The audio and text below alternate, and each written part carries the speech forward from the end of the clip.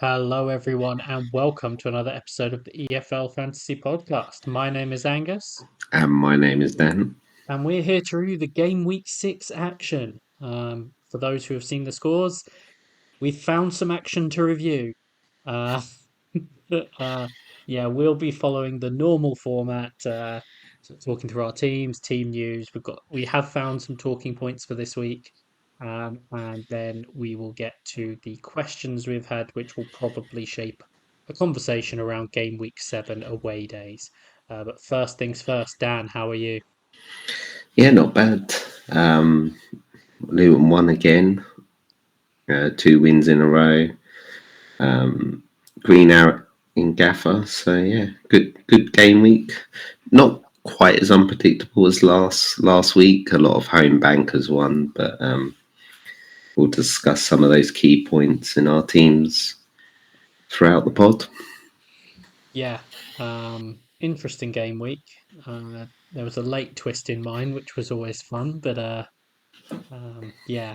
In terms of our game weeks, I'll go first in terms of how it went. It was my first boost of the season. Played Park the Bus. Um, had Palmer in goal for 11. That's 19 points in 2 games since I bought him. Very happy with that. Hegum 10. Firpo 20. Beck with his 89th minute red card 6. Doughty 14. Perez 8. Harmer 12, bought Zian Fleming as part of my hit as well. Came on with about half an hour to go, but got booked for a playing zero pointer. I got Scott Parker there. Mateo Joseph with 8, Adebayo with 2, and Hadji Wright with 1. And I also had Scott Twine 6 first sub. Um, but it was Green Arrow, and it's not the worst Park the Bus. Like it was looking a bit better when I thought Beck was going to get the clean sheet without the red card. Um, but yeah, um, not amazing, but it wasn't a disaster, which is often the main thing with something like that. Still moving in the right direction again, so we'll see how it goes. But still relatively happy with where I'm at. How did your week go? Yeah, good luck. As I mentioned, the Green Arrow. I got 86 this week. I done one transfer which I'd planned. I took the punt on Foster. I know that didn't go well for you because obviously Fleming had played up front. I just felt like previously in a Scott Parker size, he normally has a first choice number 9, and when he's fit, he normally starts. So I took the punt. It didn't really work. But I had Nardi in goal for 5, Furlong 9, Doughty 7, Burrows 9, Perez 4, Fellows 3, our vice captain Hamer for 18, Mundell for 6, Captain Madger for 20, Kiefer Moore 1 point, and Foster 4. I do have Dembele 8 on the bench, and I did make a late change playing Mundell over him. It's 2 points. It's a bit annoying, but as we've seen, Mundell's done nothing and got 6 points. He's got 3 bonus, so probably the right decision long term. Yeah, I'm up to 236 in the space of last 2 game weeks since I've done my overhaul. I'm up about 150 places. Obviously, it's the big one next week with the away days.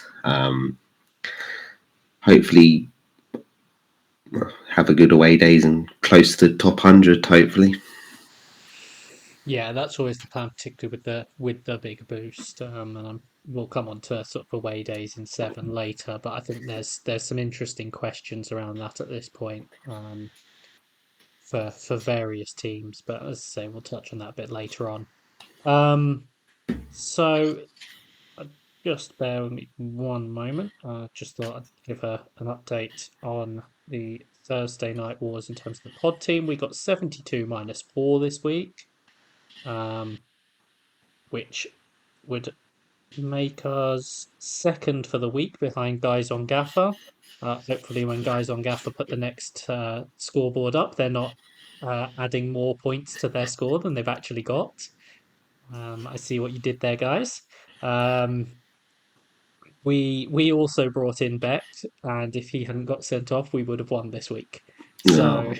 there we go. That's the score there. Um, but yeah, so we had 72 minus 4. We captained Collie Osho, which is probably a difference there.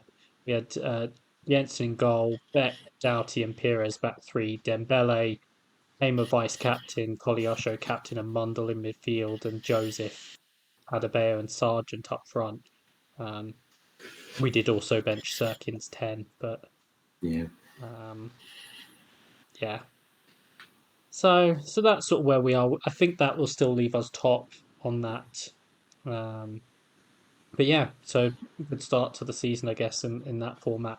But yeah, next thing is the team news, so I'll hand over to you for that. Yeah, so the fantasy relevant team news, starting with Stoke. Biggest news, probably new manager, Narcis Palat. He played a 4-2-3-1. The main news is probably the front four was Manouf, Kumaz, Bay, and Cannon. For Hull, Drame played left wing back. Palmer started. Miller once again was on the bench, which I just don't understand. Norwich, Fisher, Cordola, and Cernick started. Watford, highly rated Vata was in for Kayembe. Sema was always in, also in at left wing back.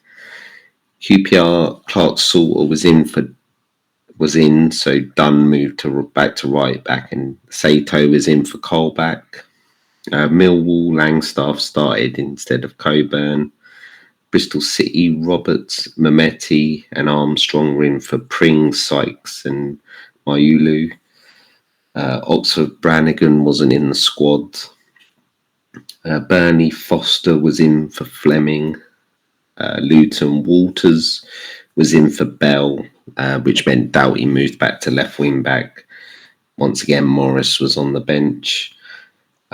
Sheffield Wednesday continued with the 3-4-3. Smith started up front. Ugbo was benched. Leeds, Ramazzoni was in for Solomon. Sheffield United, Peck was in for Arblaster, who was injured. Coventry, four at the back. Front four of Thomas Asante, Radoni, Wright, and Bassett up front. Swansea, Timon was back in for Norton. That's the game week 16 news. Cool. So yeah, as we said, we've got a sort of couple of talking points from these games. You've got more team focused one. I've got a couple of games again. First one I'll go to is one of the games that I had on Saturday lunchtime. I'm not going to talk about Sunderland and Middlesbrough again. I'm going to talk about Norwich against Watford. Yeah, Um, I enjoyed the result. so Norwich won 4-1. Uh, Callum Doyle gave Norwich a very early lead with a very good strike. Keeper Um, should have saved it though. yeah, it was well hit, but It was comfortable save, but really. keeper should be saving it.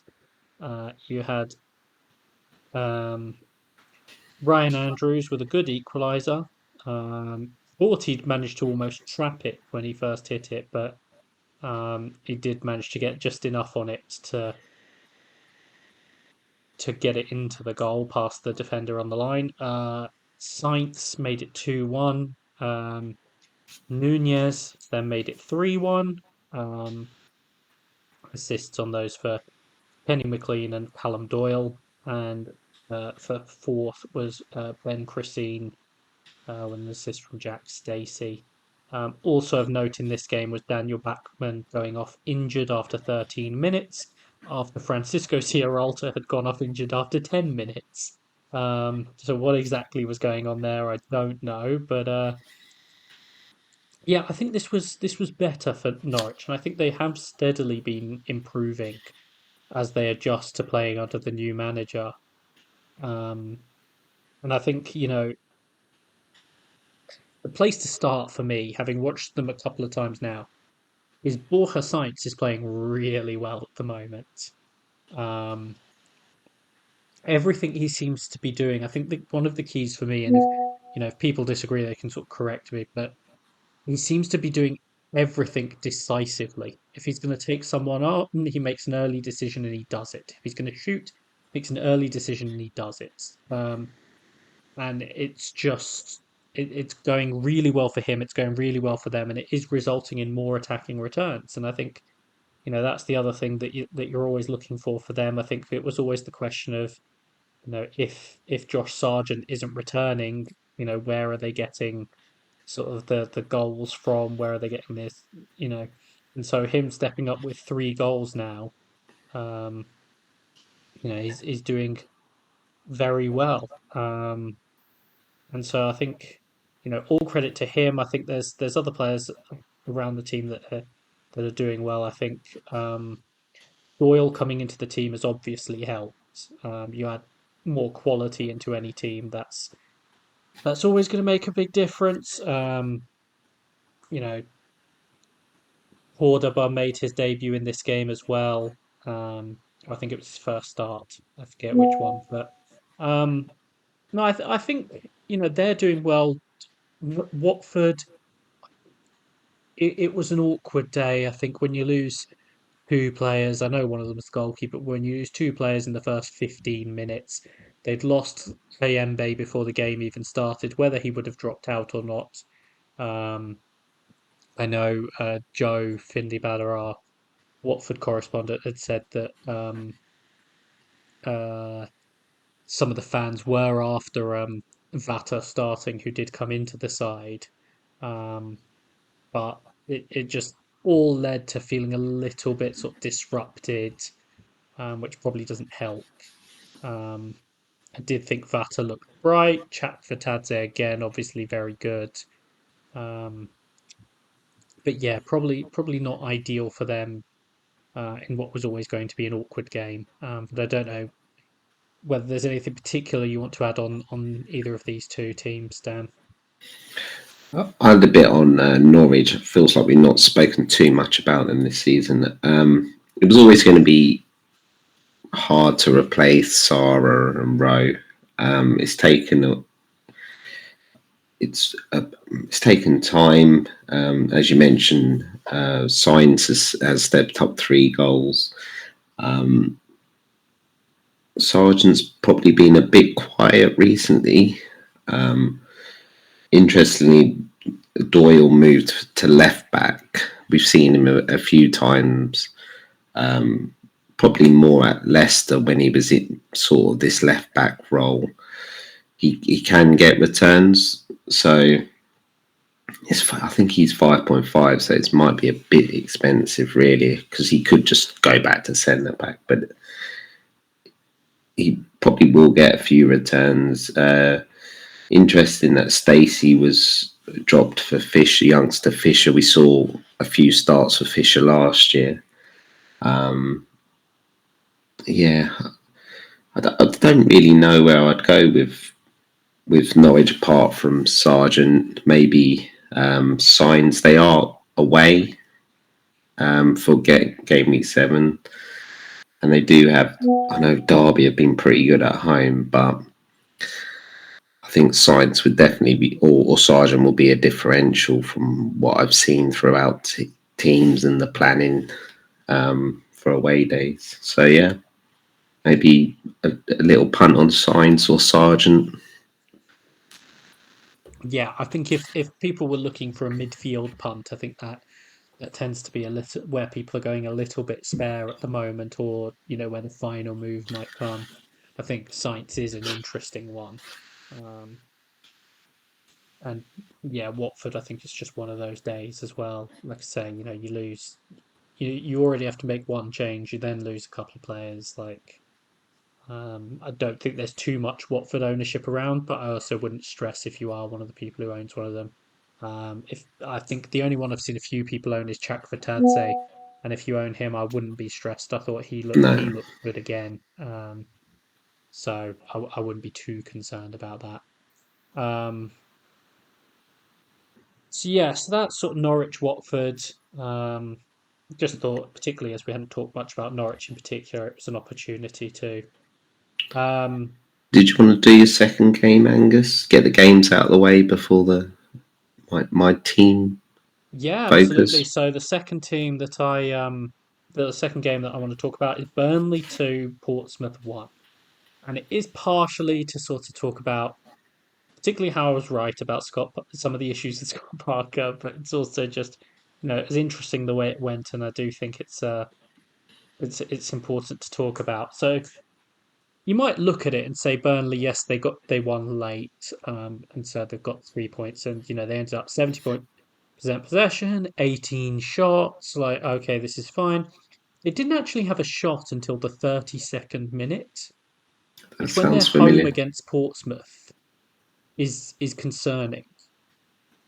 A Portsmouth team who have been shipping chances to teams, not even in a judgment to them, but they've been playing like most of the worst teams, most of the best teams in the league, and giving up chances. The fact that Burnley couldn't even have a shot until the 32nd minute They didn't is create a big chance, no. Burnley. Um, like I think they had a flurry of shots late in the first half. I think they ended up with 7 shots in the first half, but even 18 shots, only 4 on target. Like you say, no big chances. And if you want to get into the sort of the XG, they had 1.04 XG from those 18 shots. Um, you know, and that's even with a lot of shots coming from inside the box. They had 18 shots inside the box and still couldn't make it happen. So I think there's a concern there for Burnley, and I do think it leads to some concern about who to go with from them. Which I'm not going to sort of say there's no one from their team because there obviously is, but it creates a little bit of an issue. Pires for me is still far and away sort of a standout option. I think Kolyosha has done well. I do think Foster is still an option. Um, and we talked about him before the season. I don't think we've talked about him since, but Josh Brownhill has been ticking over very nicely. Obviously, gets a goal and an assist in this game. And he might be the solution for people. Again, we were talking about people looking potentially for a midfielder for away days in seven. Josh Brownhill might be the answer to that. Um, yeah, didn't really get it with this. Fleming, who was probably their best player in the previous game against Leeds, drops out of the team.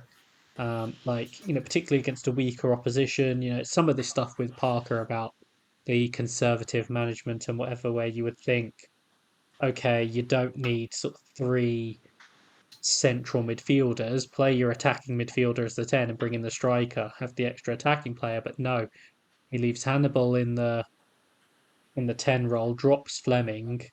Fleming then comes on after an hour along with Sarmiento when they're struggling. Sarmiento obviously gets his first goal for them a couple of minutes later.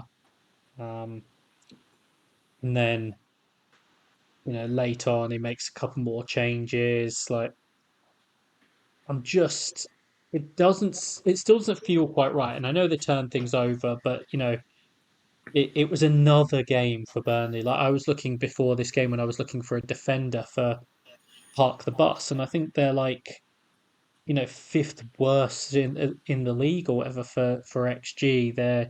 Some of their attacking stats in particular really aren't great aside from goals scored, and obviously goals scored is what matters.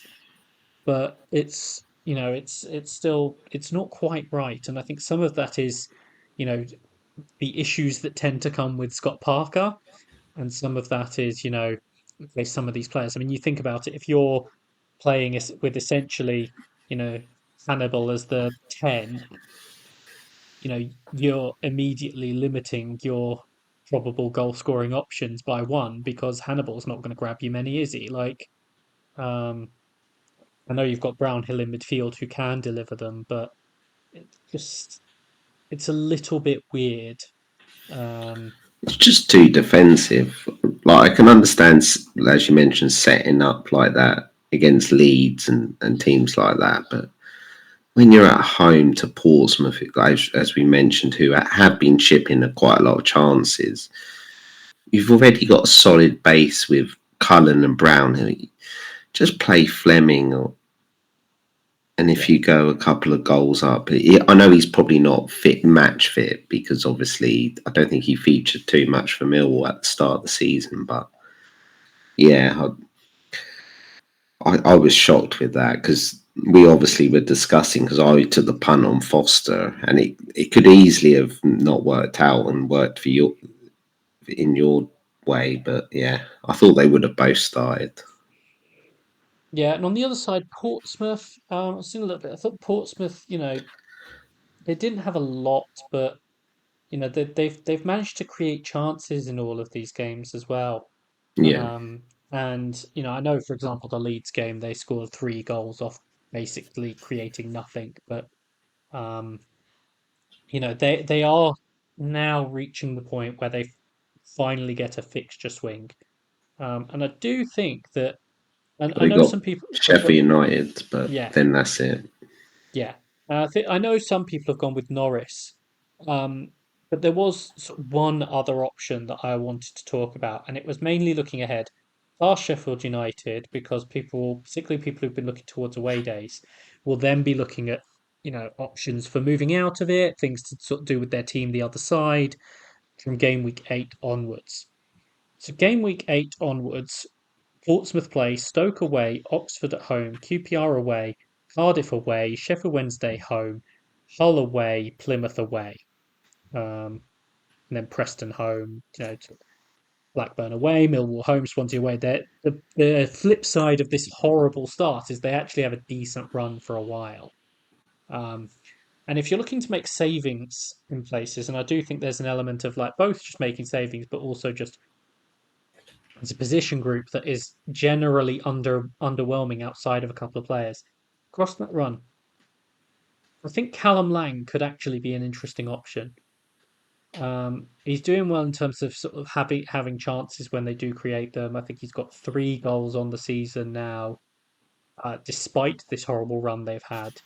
And obviously, I'm not saying he's a standout option, but I do think he's potentially interesting if you're looking for, if you see that Portsmouth run and you're like, oh, there's a lot there, there's potential options there, that sort of thing. Like I think a lot of people, if you've got Norris, you'll probably be comfortable with that as your Portsmouth cover for that run. Um, but Lang is just someone who I think has been interesting, and so I just thought he was worth a mention there as well. Yeah, I obviously saw Portsmouth live. I went to when Luton played them away, and he presses from the front. He's a very good pressing forward. So yeah, I think he'll stay in the team. Got good stats, and I, we've been saying it for a while now. It's harsh to judge them, but they're going to get judged soon. Yeah, After Sheffield United, like that run, they've got they probably will start picking up points as well, but they will be under some pressure. He's basically got a free pass for these 7, 8 games he's had. yeah, absolutely. So yeah, I agree with Burnley though. I've gone Foster. I took the punt for these 2 games. It's not worked out for the first one. They've got a decent fixture at the weekend against Oxford, Oxford, who have been doing very well at home. So we'll see how that goes. I've got Perez, no problem with that. I'm not bringing in the midfielder. I don't think. Yeah, I mean, I think at this point, I would have liked to say Fleming. I'll probably, I'm not playing away days, so I've got the luxury of just being able to sort of ride it out and see how it goes. I think Osho seems like the wide player who will get picked and who I'd probably go with if I were looking for one. But, if you really want a Burnley midfielder, I'd probably just be inclined to go for Brownhill at this point. Yeah, he's going to play, isn't he? Is he on set pieces as well, He's Brownlee? certainly on some of them. I think it Yeah. might be him and Perez that are on the set pieces. I might be wrong on that, but I think that's who it is. So yeah, so that takes us to your sort of team in focus. Yeah, so I was looking at the table like you did. I don't really. I think it's good to look at the table after 10 games, but six is a decent size, and I was quite surprised to see Swansea seventh. I've only seen, I think, Swansea play one game, and that was their derby draw against Cardiff, where they were comfortably the better side until Cardiff made a lot of changes, and then um, Cardiff equalised. But I wanted to see if the data backed them up, whether they are a team chasing the playoffs, or if maybe they're in a bit of a false position. Because I haven't really considered any of their players, although defence is all cheap and Cullen's got a couple of goals and that. But yeah, so I was looking at the data. Um, they've so far in the 6 games they've got an XG of 6.2, but the XG conceded is 9.5. So that's not great. That's already like -3 on that. They've had a couple of games though where it's been quite bad. They obviously Borough first game of the season. Borough nearly got an XG of 3. They played West Brom and West Brom got 2.4.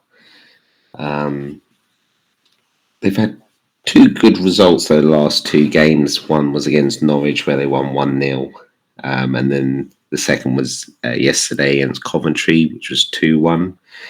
Both of them they lost the XG battle.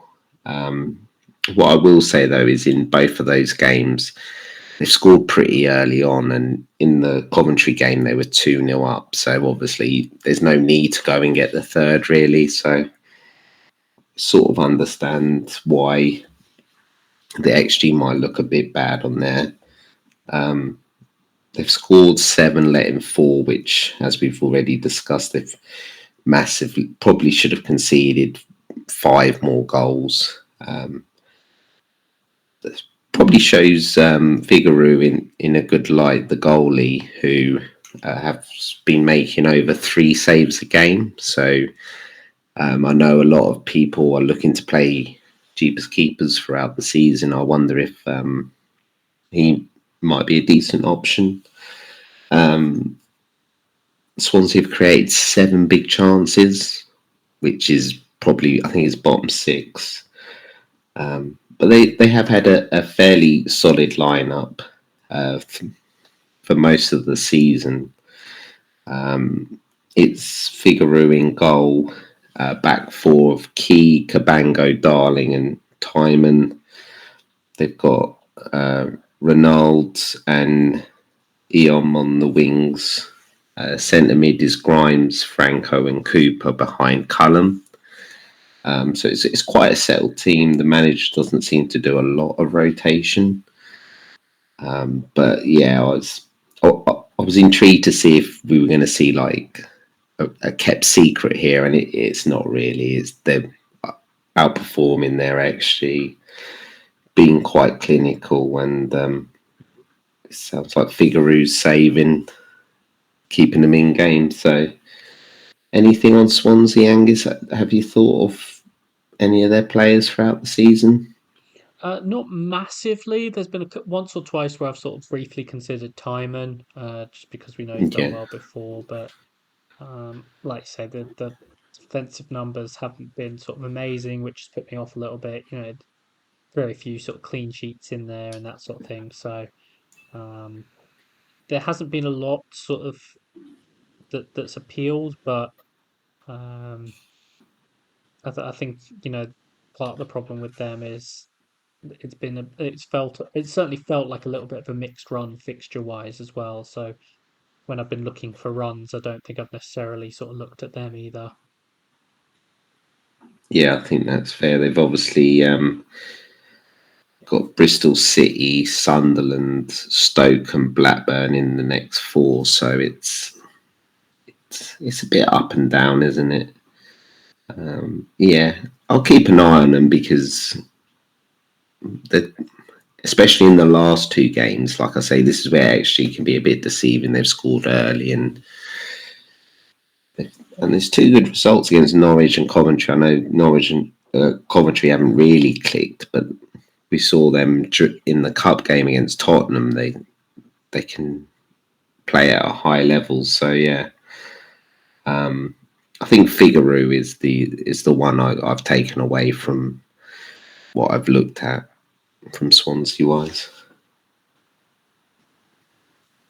Yeah, I mean, I think they're a sort of interesting one to maybe keep an eye on, particularly because we haven't really talked about them much. But aside, like you say, I agree. Aside from Figaro, there's not necessarily much that jumps out. Any other games you want to briefly talk about, Angus? So I think I'm going to talk about today's game. We're recording Sunday night. I'm going to talk about it, not just because I watched that nonsense, because I had Owen Beck in my team. Um, it was bad. There's It no was other a way of bad dressing it game. up. Sam Greenwood looked like he wanted a scrap all game. Managed to succeed in getting himself sent off for a really poor challenge. Uh, Not long before half time, um, on Lewis Baker, who went off at half time, and they showed him on the bench with ice around his knee, which it's hard to imagine wasn't connected to that challenge. Yeah, Um, and then we have to get to the late talking point because that's the only thing that anyone is really interested in from this game. So, free kick is given. Whistle goes. A few seconds, or a couple of seconds pass. For some reason, Dwayne Holmes then decides to go to run off with the ball. Owen Beck, lazily, stupidly, sort of kicks out in his general direction. I'm not sure whether he's tempted to kick Holmes the ball. What? Um, Kicks Holmes, gets sent off. I don't have too much of an issue aside from the fact that he's kicking a guy who's decided to play on, and he's sort of, if Dwayne Holmes isn't trying to play on for no apparent reason, this never happens. And it becomes quite clear on the replay afterwards. Like I thought, Osmajic was just manhandling him. Osmajic just straight up bites him. Um, I'm not sure what on earth he's playing at. I'm not it's sure bad. what any adult person is playing at biting someone. Um, he had proper crazy eyes doing it. Like I was, it was just baffling. But I'd assume he's going to get a significant suspension. But it's just bizarre to have such a big talking point coming out of what was actually a pretty poor game. It was bad, wasn't it? There was no quality on the pitch. I think the closest any team was Dolan, who hit the post in the Yeah. first half. Yeah, just a really poor game. Preston will be happy. I thought they were the better side second half with 10 men. Yeah, I mean, Didn't I really. messaged you at one point and I said I think the biggest indictment I could make of I could give of Blackburn is you wouldn't have known they had a man advantage for Yeah, basically all of the second half. yeah. I'm not that interested in Preston or Blackburn. Disappointing thing was pair owners got clean sheet because he was the one person that really affected anyone's rank. I think in this game. I'm going to briefly talk about Luton just because obviously I think a few people have gone Adebayo. It's a bit up in the air now. Edwards could do anything. He could put Morris and Adebayo back in the team together. He could drop Adebayo for Morris. You'd think Morris has to start now, but I don't know. It's weird with how we're trying to play is not really working. You mentioned Burnley didn't have a shot to the 30 odd minute. That was pretty similar to Luton, Yeah, to be I think honest. yours was, I want to say 34, but Yeah, but we do have the quality off the bench. Morris, Victor Moses, our German player Cruz. We've got options. So yeah, I think it's Doughty, and I'd probably leaning towards Morris now. But it is a punt. He might not start. So yeah, Wednesday were all right. I'm not convinced they're going to be anywhere near the playoffs like some people thought at the start of the season. yeah, I mean it's a mixed bag there, but I do think, it's another one of those where particularly ahead of away days, that sort of Luton question mark. Yeah, it's not ideal. Yeah. Um, Couple of additional ones for me. Um, the Chris Rigg finish on the goal, like we talked about Chris Rigg before, but just the presence of mind. I thought he was going to sort of run out of room to actually squeeze it in. It was a game of few clear-cut opportunities, and he did very well to turn that in. Um, the one thing I would say, at least in my mind, particularly as the game went on for Borough, I think they struggled a little bit in this 4-2-3-1 system with a striker playing as the 10 when they needed a little bit more sort of guile and creativity around the box, because it ended up sort of much more in a 4-2-4 or 4-4-2, depending on how you exactly want to frame it. And I think they sort of lost a little bit of that, somewhat having someone to pick a pass and everything. And so that would be the one slight concern for Burrow's moments like that. Um, and the other Would one I you? had just briefly Yeah, was the Liam Manning derby, which I thought might go really badly for him when Ruben Rodriguez put Oxford 1-0 up. But goals from Sinclair Armstrong and a penalty from Naki Wells sort of rescued him, because I think he would have been in real trouble if that game had gone the wrong way. But yeah, so that's obviously big. Was there anything you wanted to add, particularly on the Sunderland Borough game? yeah. Sorry, I should have jumped in. Just on the Borough, you're looking at the subs for Borough. You've got Doak and Hamilton coming on for Azaz and Jones, and I know people still have Azaz. That's not ideal, although his stats are ridiculous. You've then got Burzol coming on for Latte Lav rather than Conway. I don't know. I was quite excited about Borough, and they are obviously playing really well, but they're just not scoring, and they've only scored 6 goals, only on 8 points. They're obviously, I think they will climb the table, but it seems like they're struggling again, putting the ball in the back of the net. Yeah, and I think even some of those decisions were a little bit strange. I think in part because they took off anyone like Azaz, they didn't have that sort of player to make something happen in the middle, so they ended up sort of almost hitting crosses into the box. Um, but the fact that they had taken off Latte Lath for Bergsorg rather than Conway for Bergsorg meant they basically only had one player to hit. Or at least Yeah. if they'd brought Bergsorg on for Conway, they would have had a second sort of tall player to hit. So I think it just wasn't quite right for them in that game, but um, yeah, I'm not necessarily alarmed, like you say, because it's sort of like you're waiting for particularly the ball to go in the goal a bit more. I mean, they hit the bar in this game and that sort of thing as well. Yeah. So it's not necessarily a disaster, but it just wasn't quite right. What are you doing for your goal of the weekend then, Angus? So my goal of the weekend, I'm giving it to an actually good goal this week. The as yet unsponsored goal of the week segment, or goal of the week award, is going to Gustavo Hamer for his free kick. Yeah, I it's a good struggled a freak. little bit with some of these, but I thought his free kick was very good. Always quite awkward with those ones that are very close to the edge of the area. It becomes almost a bit more difficult to score. Um, and I think have to give him credit for that. And it was sort of the standout in terms of the goals I've seen. I've missed a couple of sort of the goals, but it was the standout from what I saw. So I'm giving him the goal of the week this week. Um, but yeah, that's all I had.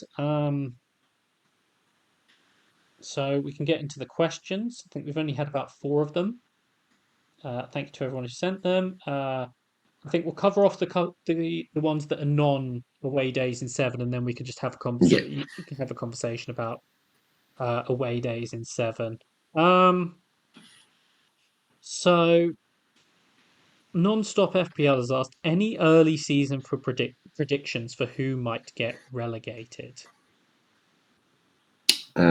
It's tricky because it doesn't feel like we've got a really terrible side. I'm going to mention Cardiff, and we've obviously had the Errol Bulut news that he's got the sack today. It is alarming. They've only scored one goal, conceded 13. They weren't great at creating chances last season. They relied heavily on set pieces, and because of we've seen it in previous years, this ownership doesn't always get the right manager. We had a couple of seasons ago where I can't remember the first manager, but they then went for Hudson, and then Lamucci had to come in right at the end to save them. If they have a similar season where they don't get this manager appointment correct, you do wonder with there's not many terrible sides or basket case sides whether that could relegate them. So I'm going to put Cardiff. I'm going to mention Portsmouth just because we haven't seen them play against anyone, and it's more the fact of we mentioned last week that Oxford and Derby have sort of used the momentum to climb themselves up the table, whereas have Portsmouth lost their momentum? Maybe, maybe not. So I'm going to mention them, and I'm not sure. Who should, who, let me think about the third one, Angus. I don't have three, in part because I'm genuinely thrown on a lot of these teams. Mm, Um, I do worry a little bit for Portsmouth, but as we've said, I think this upcoming run will give a lot of clues about how they're going to go. I still worry a little bit about a couple of these teams like Derby, just because as it levels out and some of these teams pick up points, uh, sort of will they be able to maintain sort of their position? But I think they've done well enough so far that I think that it's very plausible that they could. Um, so I'm just struggling to get a read on it at the moment. So it's a bit of a cop out, but I don't have much of a relegation tip at no. this early stage, actually. Yeah, I've seen a few of those teams at the bottoms were reliable on TV, and it's not great standard. I don't think at the minute.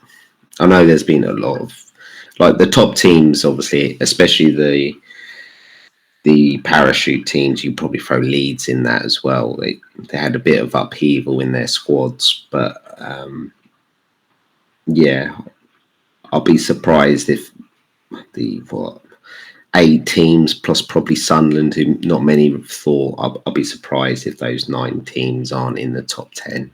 When it, I think it's. I'm not sure you're going to get a massive wild card here. No, I don't think so either. Um, and Sweet Blues has asked us which goalkeeper alongside Johansson is the best for Jeepers keepers this week.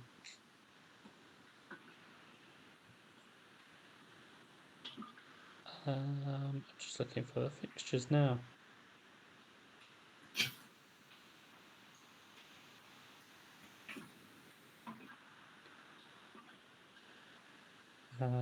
So that's a very good It question. might. I think it might be the Portsmouth goalie against Sheffield United. I think. Yeah, I'm just looking for a couple of things like, who's having the most shots on target per game and that sort of thing. When you're getting into your likes of Leeds, Bristol City, QPR, Coventry, Borough. Um, so, your man Vigouroux, Bristol Yeah, City, having almost 5 shots on target per game. Going to Swansea this weekend. I think that could be one. Um, and yeah, like you say, someone like Norris, I think one of those two. yeah. I think that's probably about right. And the other two questions we've had lead us into our conversation about away days in seven. So Gaffer Hoops has asked, what are your thoughts on the best forwards for away days this game week, including the misfiring Kiefer Moore? Cheers, gents. And FPL Shaka Zulu has said, Ola, gents. Best five mids for away days in game week seven, please. Also, would you play Azaz or Joseph in game week seven? Um, God, that's a good question. I'm going to say Azaz probably just about over Joseph in game week seven. Yeah, I think so. But yeah, in terms of away days in seven, there's obviously sort of the questions there about midfielders and forwards. We've talked about some of these teams. But if we start off, I guess, or should we go sort of position by position in terms of some of the players we like for Yeah, I away think days in seven, and then we can that helps us answer the question, but probably helps people along their way who are thinking about it, who might have needs in different positions.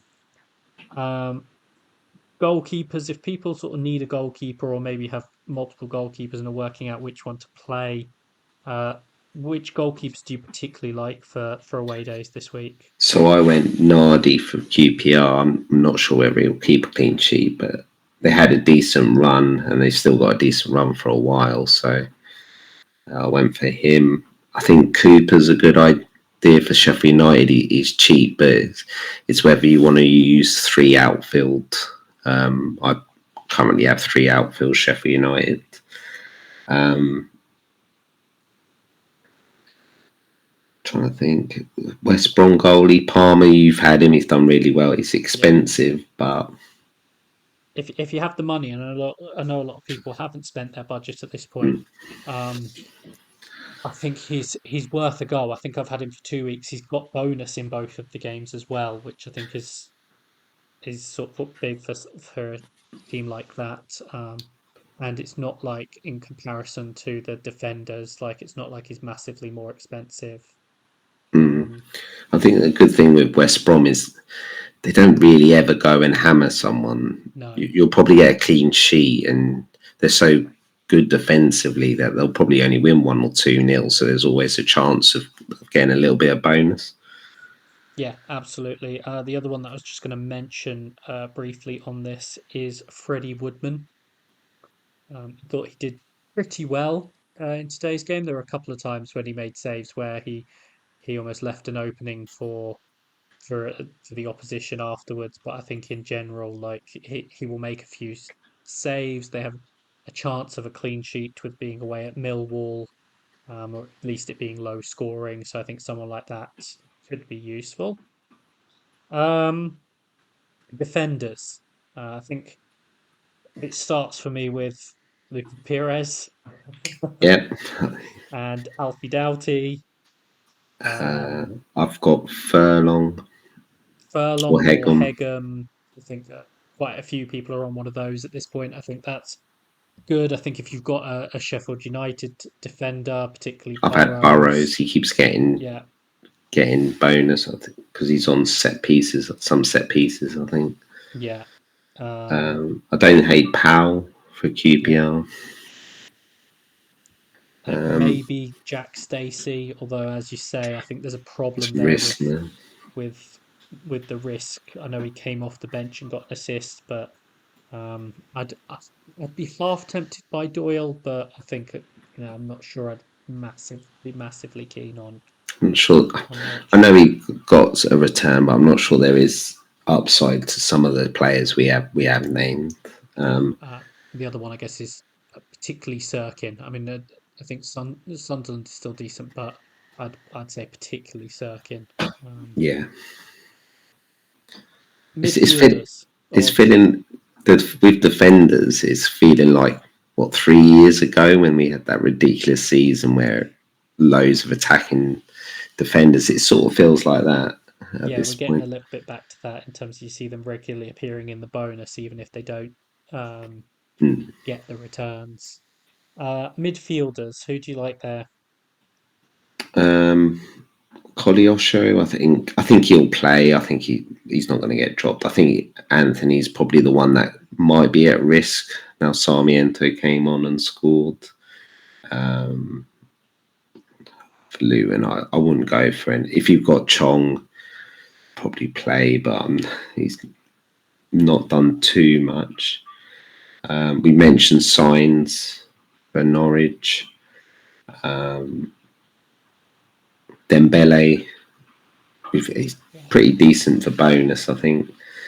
Sheffield United, I'm just going to name them all, Angus. Um, I'm going to do this one. You can do a couple of last. I've got Hamer.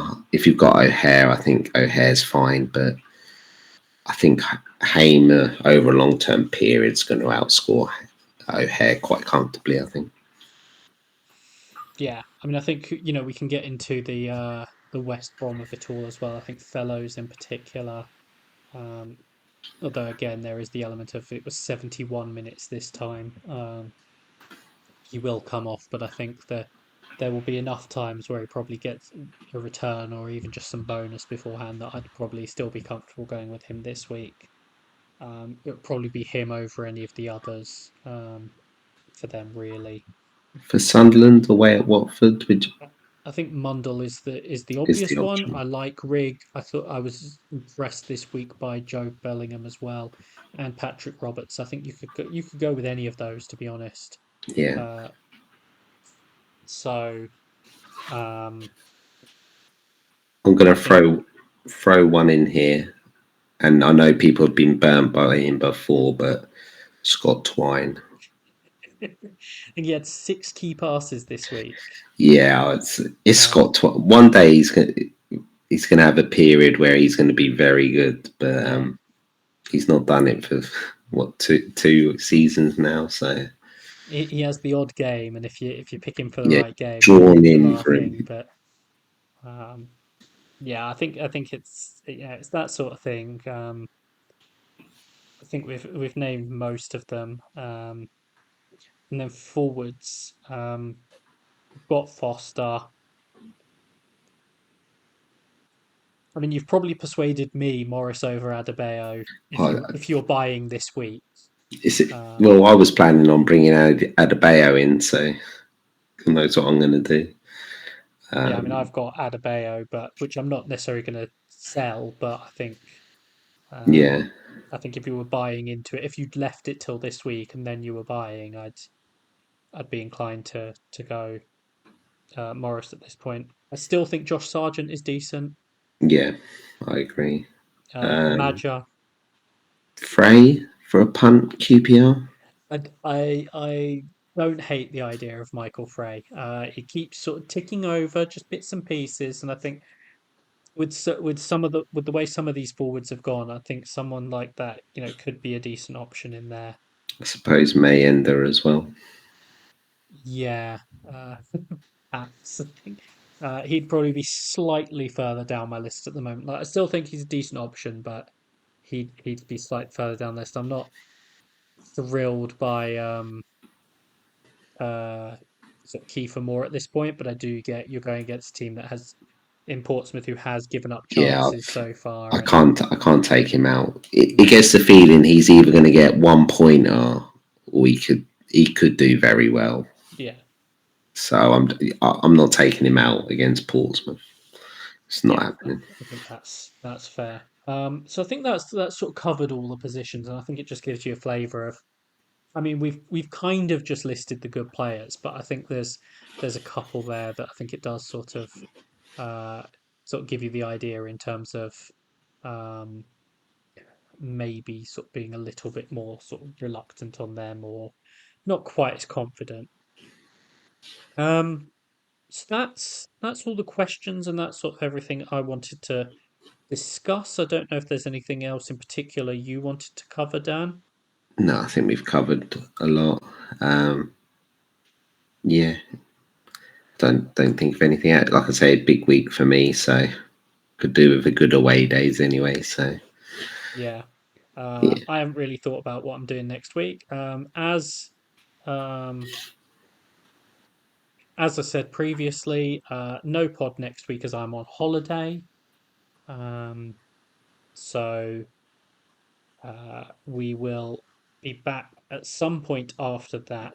I'm just trying to remember, is it game week 8 that's the midweek game week, or yeah, it is. Yeah, yeah, so no injury news, no pod before game week 7 or 8. Um, and then we might be able to do something after game week 8 before game week 9. But I'm not promising anything at this point. no, that's fine. But yeah, so just to give people the heads up on that. Um, so with all of that covered off, all that's left for me to say is thank you for listening and goodbye. Goodbye.